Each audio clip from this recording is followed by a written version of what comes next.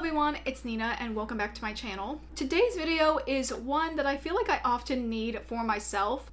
And this is probably also one that a lot of other people are going to need soon because, you know, the economy is in shambles. But honestly, pretty much eternally, I am a girl on a budget. And I don't think this is just a booktube/book talk issue, but there has been a growing consumerism problem on the internet in people showing really massive hauls and more special editions of books being released. And people just constantly joking about being broke because they just can't help themselves. They have to buy those pretty books. The last one, honestly, cringe. really cringe. Especially when you see a lot of those influencers are also quite wealthy and are basically just cosplaying poor to seem more relatable. But honestly, overall, just the expenses that come with being a book lover, it hurts. It hurts real bad.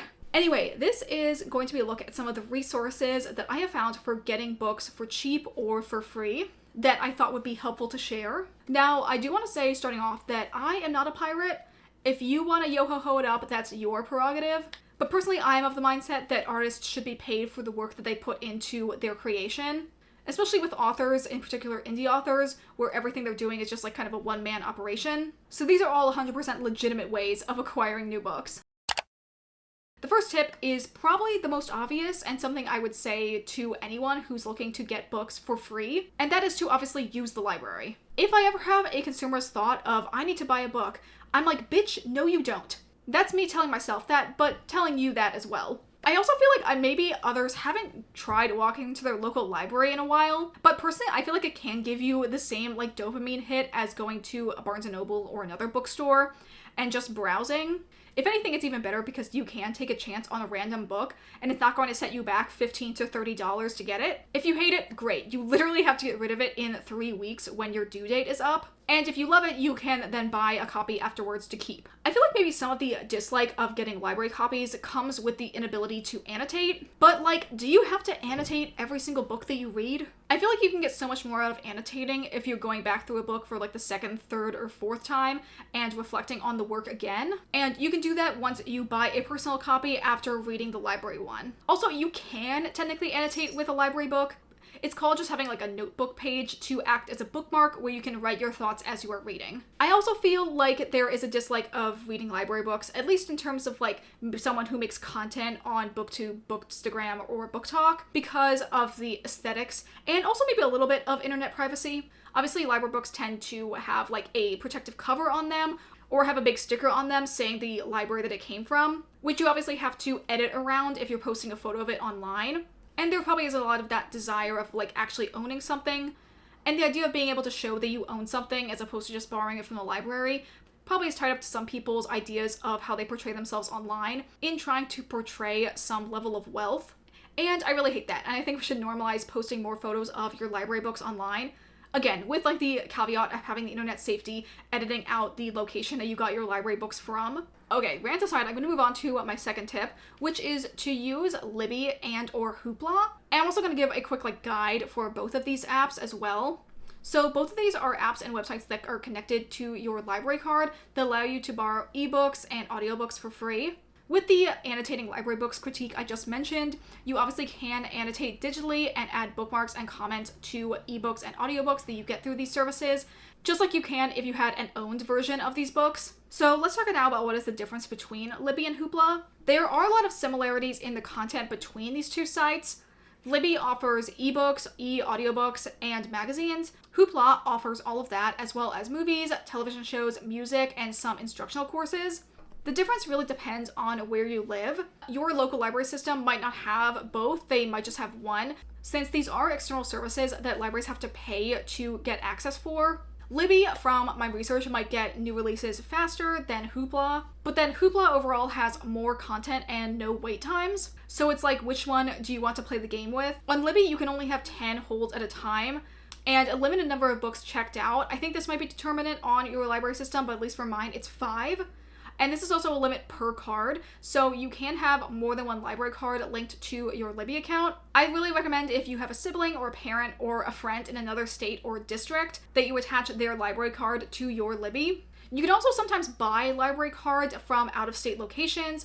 I think the Brooklyn Library does this, and probably other bigger metropolitan cities will allow you to get a library card if you don't live in the area they serve, if you pay a fee. On Hoopla, you have a certain number of credits that refresh at the end of each month, so there technically is a limit to how many books you can have. I think this is determined by the library system, since I've seen different library websites when I was researching this say different things. But based on my own institutional plan with Hoopla, I'm pretty sure my library system allows 5 credits a month.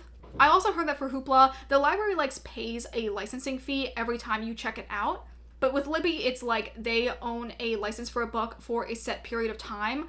And it doesn't matter how many times you check it out and return it, they aren't paying an additional fee. Again, this doesn't really matter to you, but to save your library money, because honestly, libraries are underfunded as it is, if they have a book from Libby, I try to get it from Libby and wait the whole period if there is one. And if they don't have it at all on Libby, I will try Hoopla.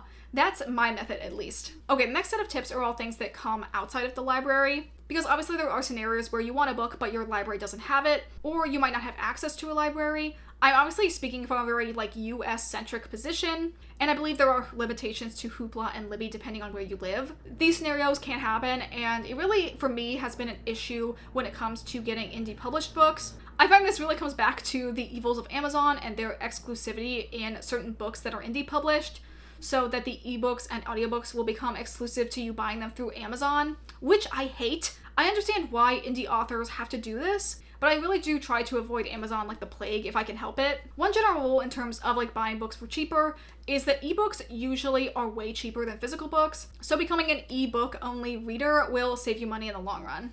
And related to that, you don't actually have to buy an e-reader. You don't have to get a Kindle. There is a Kindle app for both your phone and tablets. I don't have a Kindle or a Kobo or any other designated e-reader. I just read books on my iPad, but I have also read books on my computer. Tip number 3 is about finding deals for books. I would highly recommend looking into buying books from the author's website. Especially for indie authors, they sometimes will have books for free on there, or will have a lot of free novellas or short stories you can read. I would also consider following the authors that you like on social media, since usually they will post if their book is going to be on sale on Amazon, Google Books, or Apple Books. Another great source of cheaper audiobooks is Chirp Audiobooks.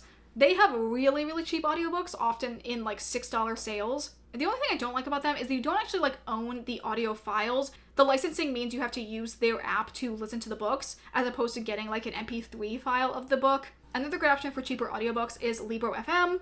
Unlike Libro.fm, you get an MP3 or another audio file download that in theory you own forever. They also have audiobook clubs where you can get certain books each month for a reduced price, and they also have a just general sales section. Tip number 4 is talking about time-sensitive sales. If you already have a Kindle or use the Kindle app, I would look into Stuff Your Kindle Day. This was founded by a bunch of indie romance authors, where around 4 times a year, the authors will make their books for free on the Kindle store for 24 hours, so you can download a ton of books at once. Another sale that happens a couple times a year is that Barnes & Noble will do a 25% off all pre-orders. This has become one of the only times where I buy books new. If you're really dedicated to Amazon and Audible, I can't stop you, but I would definitely check out the Audible subreddit often and search for sale to see when a members only sale is going on. That way you can buy all of the books you want at a discount, then cancel at the end of the month, and you should own all the audiobooks that you got during the sale. Another source for deals is Barnes & Noble, but also a lot of other independent bookstores will have a point program where, if you spend a certain amount of money, you might get a $5 coupon back or something like that. I feel like this is very girl math in terms of spending money to get money back. But I feel like if you are going to be buying books new, committing to an indie bookstore that does this is a good win-win for supporting your community and getting new books, so that you aren't immediately going to Amazon by the default. Tip number 5 is to buy your books secondhand. This is very much a no-brainer for me because I buy a lot of stuff secondhand and I really love thrifting. One source for secondhand books is thrift books. This is how I bought most of my books throughout college and for many years after. But recently I have instead switched to using Pango Books. This is how I both buy and sell books now. I feel like it's really good for special editions or if you want a very specific cover. And in terms of in-person locations to get used books, I would check out your local library as well as your local thrift store. Libraries will sometimes have open year-round areas where they sell their old books. Or maybe once a year, a library will do a big library sale where they close off a part of the library and do fill a bag of books for $5 or something like that to raise money for the programs they have there. And then for most thrift stores, whether it's Goodwill or a smaller local chain, they usually will have a book selection. From the time in my youth when I worked at a small thrift store, probably the most popular thing that got donated besides clothes was books. And tip number 6 is just sort of like other sources for free books. The first one is little free libraries. This is also great if you have a couple books you want to get rid of as well. There is an app that you can use to see which ones are in your area, and then you can just have some fun walking around and finding them. Another great option is to do book swaps with friends. This obviously warrants you having a somewhat local community of fellow book lovers, but if you have a lot of friends who are readers, or if you're a part of a book club, it can be a great additional activity to do a like take a book, leave a book type scenario of getting some friends together to trade books so you can find something new. Another source for free books is NetGalley. To use NetGalley, you do need a following, but if you have a platform of like any size, they will probably approve you. I have access to NetGalley, and my YouTube channel obviously has less than 500 subscribers. You do have to do the work of reviewing all the books that you get in order to get more in the future, but I think overall it is a win-win in my opinion. And the last source for free books that I have is LibriVox. This is a website with entirely user-generated content of people uploading recordings of public domain audiobooks. So if you are someone that reads a lot of classics or wants to read more classics, this is a great way to get audiobooks for those types of books. And with that, those are all my tips for saving money when it comes to getting books. I'd love to know if you guys have any other weird tips and tricks for this topic down in the comments down below, because like I said, I'm a girl on a budget and I'm always looking for other ways to save money, while at the same time keeping up a hobby that I really love. This kind of should be a no-brainer, but I probably should have mentioned a little earlier on that this is a no judgment zone. If you are someone that wants to buy all your books, that's totally fine. I just think it's also helpful to kind of analyze the reasons for why you have that desire, since no one can really cut out 100% of their consumers. What? I personally believe in being a conscious consumer, and part of that is the conscious side of the consuming and really thinking about all your purchases and if they make sense for you and your lifestyle. But anyway, that is going to be it for this video. Thank you guys as always so much for watching. If you guys enjoyed this video, consider liking, commenting, or subscribing if you aren't already. Consider following me on the Storygraph if you'd like to see my reading updates in real time, as well as following me on my Bookstagram, which is linked in the description. And that is going to be it from me. I hope you all have a wonderful day, and I will see you all in the next video. Bye!